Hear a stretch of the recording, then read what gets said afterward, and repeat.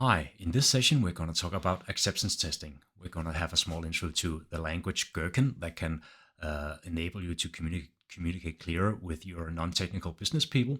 We're going to look into what SpecFlow is, and obviously we have to make a small demo as well.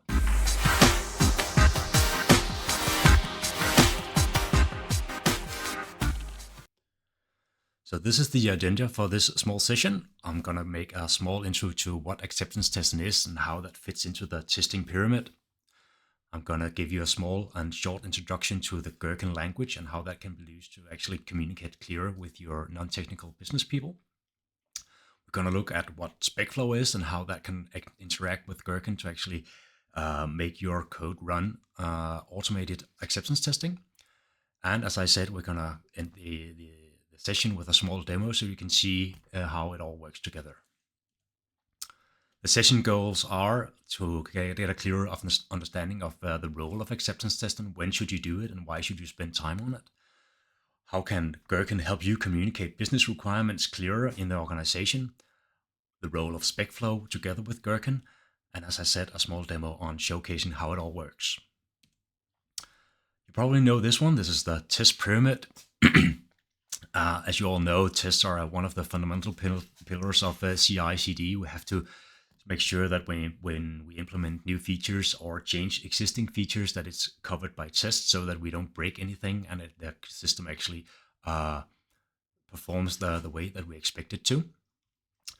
But each type of test validates different things in the application. Unit tests is obviously the most important, but also integration testing and end-to-end tests are very, very important in their own manner. Tests are good. I think there's no question mark about that. But as you all know, there's no free lunch. Everything comes at a cost. So if we start to take a look at unit testing, that's the pillar of everything. That's the bottom of the pyramid. They're very cheap and they're very fast to implement and they're very fast to run as well. They test functionality in a single class in isolation, so we actually mock or stop all the dependencies of the class, so that we know that it's only that one single class that we're testing. The number of unit tests are usually very, very high. We have a lot of tests covering different scenarios of each of our components. So this is the foundation of our test suite. The middle layers in the integration test, which more expensive to implement and they run a bit slower than unit tests usually. And what integration tests do, they take a set of components and test that they actually work together as expected. You can still mock or stop some of the dependencies if you want to, but essentially they test that everything is working together as expected. The number of integration tests are usually lower than the unit tests because they're more expensive to implement and they run slower. So that's like a rule of thumb. It's not always true, but that's the rule of thumb. And then the top of the pyramid, that's the end-to-end testing. And this is the layer where acceptance testing is also a part of. It's more expensive to implement and they run slower than unit tests, but it's still can be used as a cornerstone of the BDD way of delivering features to your business. So the acceptance test and the end-to-end test in general, they exercise the implication as a whole. So they spin up the application and they sort of push one button. We expect something to happen on the screen, or we make a request to the API and we expect a certain behavior. So it's kind of like a black box testing.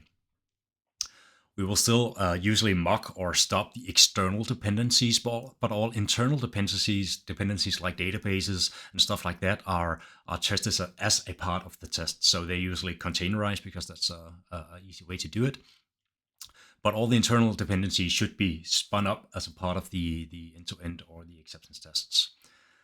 And just like before, we have fewer acceptance tests than we have integration tests, and that's because they're quite expensive to implement.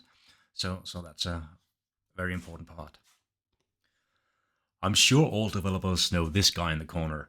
This is like the product manager, the product owner, or some non-technical person in your organization that has a lot of great ideas and a lot of thoughts about what the system could do. It can be very hard to communicate with these people and actually kind of getting them to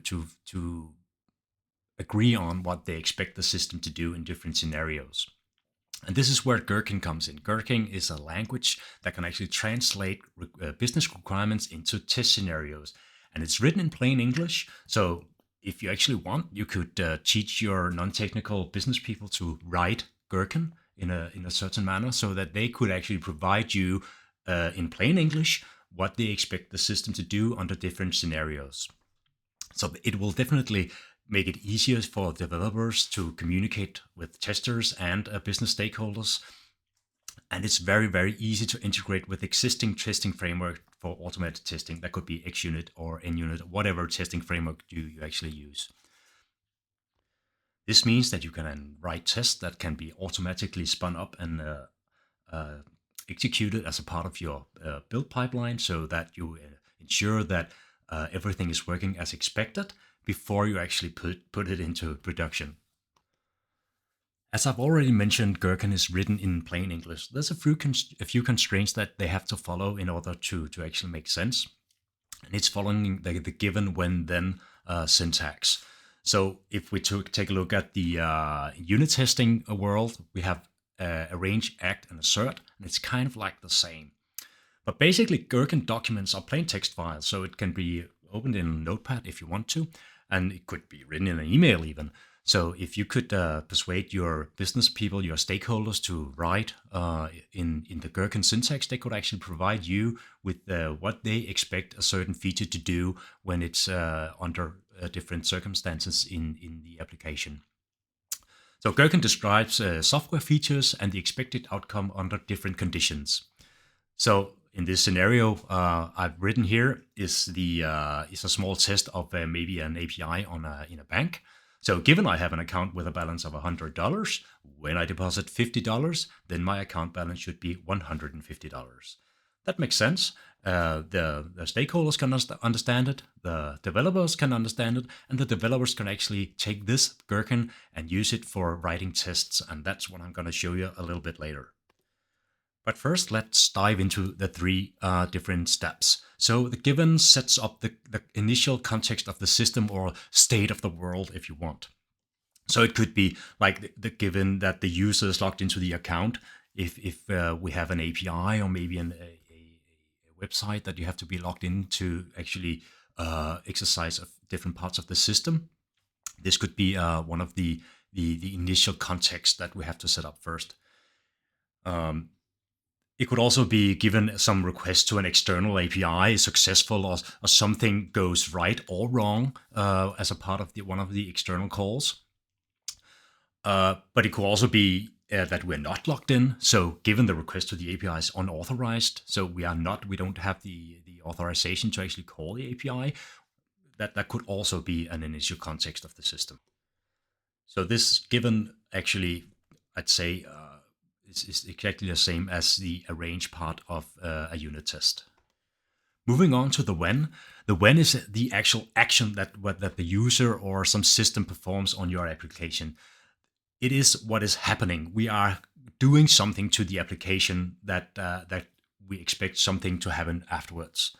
So when the user clicks on the deposit button, when the user clicks the button initiating the external API request, when the API is called with a valid request, when the API is called with an invalid request, and so on and so forth. It actually triggers the behavior that we want to test.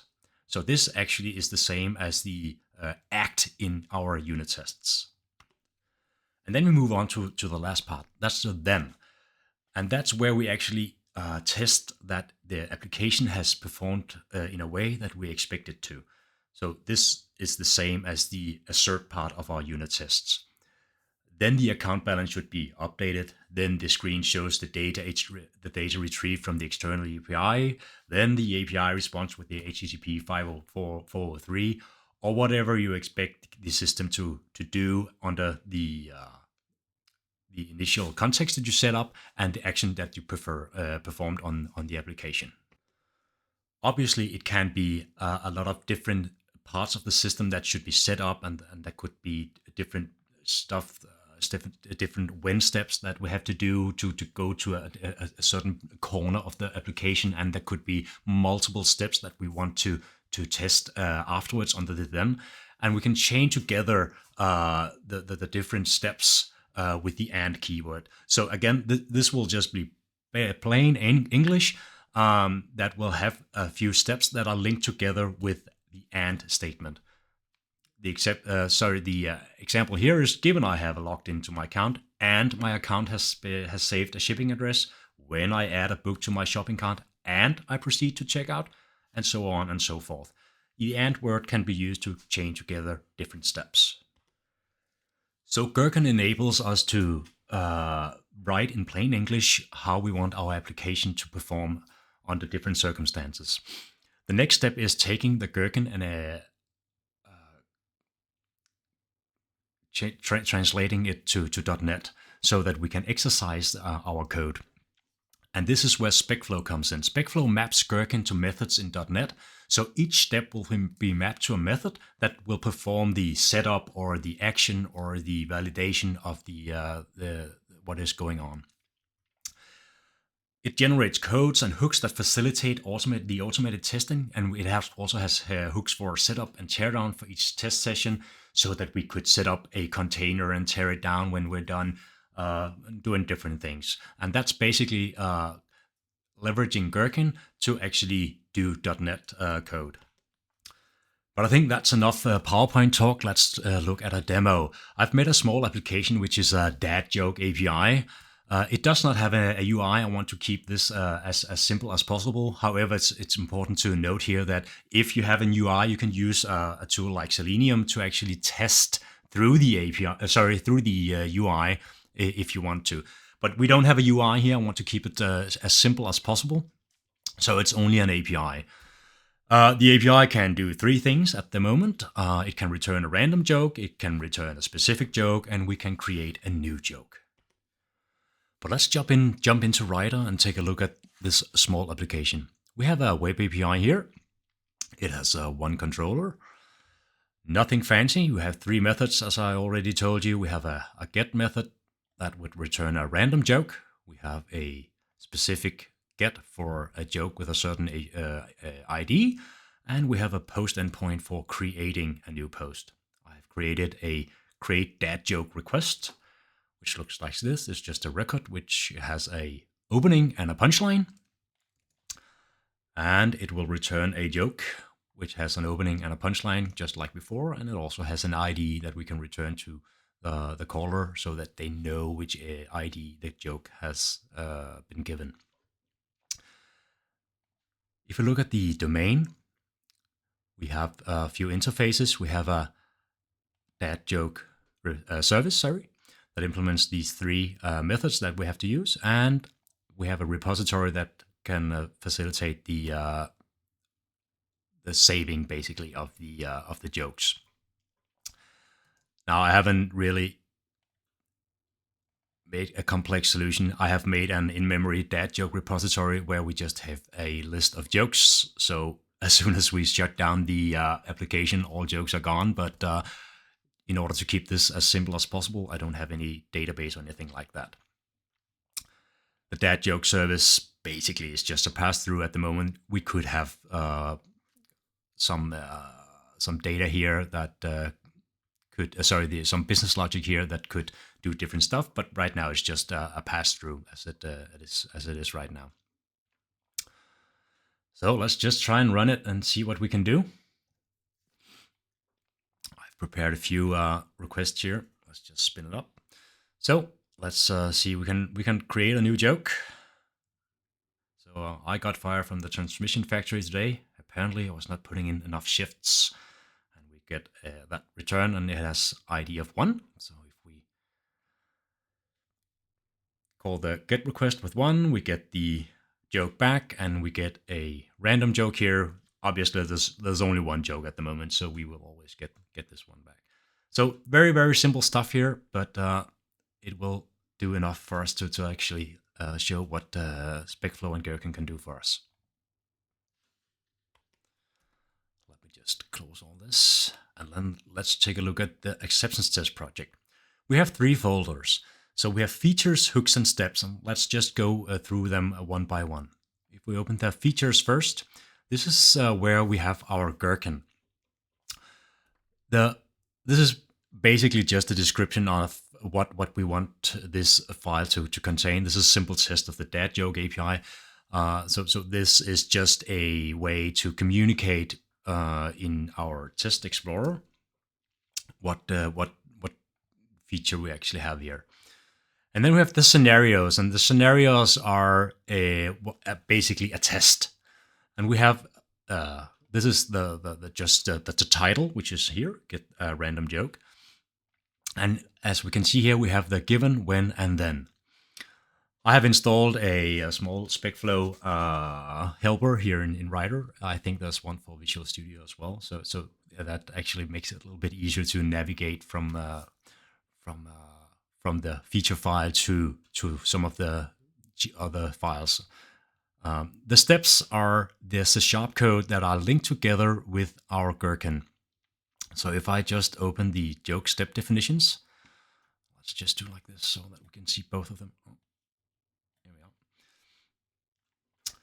So the SpecFlow files have to have the binding data annotation in order for SpecFlow to actually kind of make the link and pick up where SpecFlow should connect to the features. And as you can see, we have a given attribute on one of our methods where the regex is a joke already exists, and this is the same text as we have here. So let's say I don't have this file, this method. We can see that Writer says, hey, you don't have this method. So if I do this, create step, I do it in this one, then it will actually make a small template here for our method. Let's just skip this. Yeah, thank you. And let's go back. So our given here is that a joke should already exist. So what I do here is I create a small joke object. I call create joke, which is right here. And that actually just calls our API right here. So we post it to the API, get the response message back. I deserialize it to a joke, and I return the joke here. And then I save it in the scenario context. And the scenario context is quite important. This is what we use to carry important values between the different steps. So it's just a key value dictionary. So I add the created joke with the key created joke, and then I can pull it out in one of the other steps when I need to look at that. Well, let's look at the when step.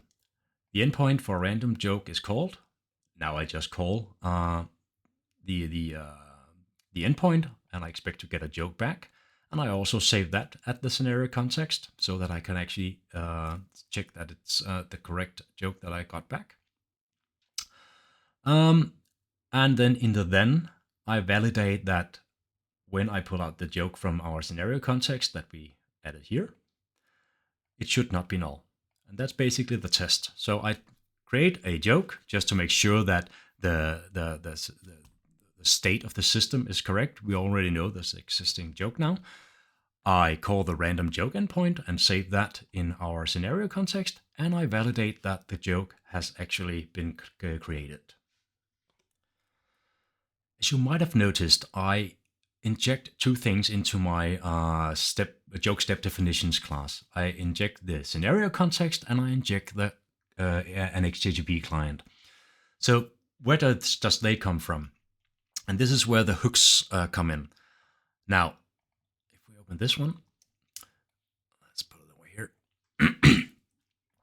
So the hooks are different steps in the lifetime of the test session, and this is where we set up different things. Let's just take a look at. We have the containers. We have the object container, which is injected by SpecFlow. And the object container is basically the DI container for SpecFlow. So all the stuff that we need in our tests, all the different stuff that we inject here, should already be added in the object container. So I create a HTTP client, and I inject that into the object container. But let's just dive into how we actually spin up our application. I've made a small class called Web Application to Test, and that is just a class that inherits from our Web Application Factory. Web Application Factory is a way to spin up your application in memory so that we don't need a server. We can just spin it up. And we can override the configure web host method on the Web Application Factory in order for us to set up different things. I'll get back to this a little bit later. But one small catch is that we need to specify the class that the factory has to spin up, and the program class actually points to the program in Web API. But in order for Web Application Factory to use it, we need to make a small workaround here, because the program class here is actually internal, so that can't be seen in the other project. But if we do this small trick, public partial class program, then we can use it here. So just a small gotcha there. So let's close this. As you can see, there's a few different annotations on the different methods. So obviously, before test run is before the test session is started, and before scenario is before each test. So before each test, we spin up a new application. That means we clear everything and make sure that the tests are clean, has a clean slate to run from. But let's write some code. Let's say that our stakeholder comes up with a new idea. We want to make sure that we don't have duplicates jokes in our database.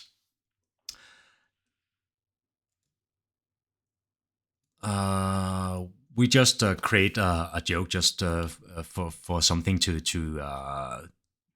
so that we know that one joke is actually present in our database or in our repository. And then we want to add the same joke again. And then we want to make sure that the joke should not be added. We don't want a new ID coming back. So as you can see, I leverage the same method for creating the joke, but the two other steps are not defined yet. So let's create those. So when I add the same joke again, and if we look at the given joke already exists methods, you can see that I save the created joke in the scenario context. So now I can pull that out and actually try to do the same, create the same joke again.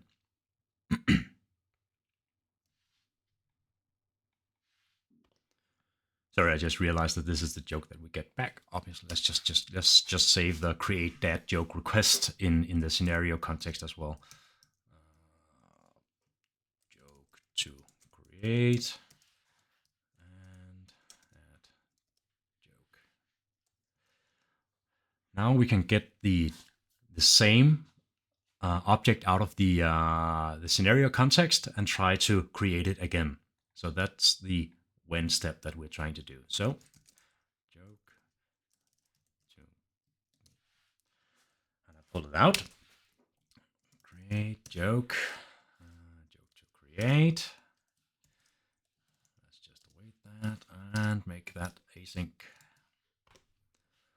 Let's just introduce a variable joke 2. Let's call it that, and we'll add it to this to the scenario context so that we can use joke 2 to check that it's actually the same as the first joke that we created. All right, and then to the next, the then step. Let's create a method for that. Now we basically just want to ensure that the ID of joke 2 that we have in the scenario context and the original joke that we created in our given step are the same. So I pull out joke 1 from the scenario context. And it's a joke. And what was it created joke? Let's just check, is it the correct created joke? Yes, it is. All right. and joke2, scenario context get, joke, and joke2, yeah, like that. And we do this. All right. I'm going to build the solution, and it will show up in the Test Explorer. Here we are. Let's run it.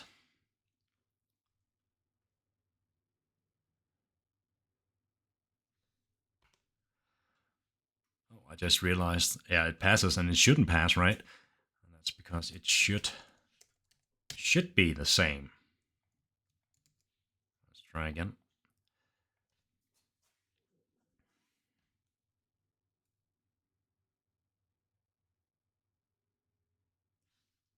All right, that's better. Okay, so let's implement the solution to this. Let's make a quick and dirty solution. Let's go here, create joke. Let's just test if the joke already exists. So jokes the same. No, let's pull it out instead. Let's do joke single or default, and then we want the same here. Let's do this.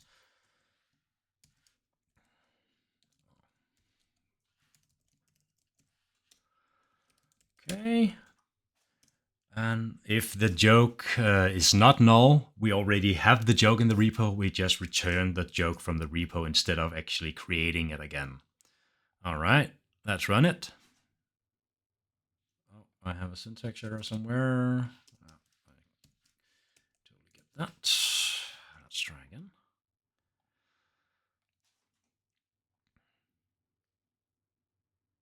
We run the code and hopefully it will pass. So now we know that if we try to add the same joke that is already existing in the repository, the existing joke will be returned instead of creating a new one. So that was a very, very basic example of implementing in an acceptance test that shows that if we try to make a duplicate in our repo, we will return idemponently instead and return the joke that already exists. Very, very simple stuff. Obviously, this is an in-memory repository. This is not a very realistic scenario. Usually you would have some sort of database, and that actually bridges well into the next thing that I want to talk about. And that is the different dependencies, the internal dependencies that we usually have in our applications. Usually you would have this in a database, and that will run on a database server. So how do we actually handle that in acceptance testing? If we go back to the hooks class, let me just close all this stuff. It's possible to, as a part of the startup, we can spin up containers. Here I'm using the Doctors Fluent Docker, Fluent MPI, and it's a very, very easy way to spin up a container as a part of the test being run. It has a Fluent API. Now I'm just pulling a Postgres API. But let's just, Postgres image and spinning it up. And let's put a breakpoint here, and let's just run this as debug. And let's see what happens. So now we're spinning up our web application factory, and hit the breakpoint. Let's go to Docker. So you can see here that the container has already been started. It's actually exited. I'm not sure why, but as you can see, it's very, very easy to spin up a container as a part of the build pipeline.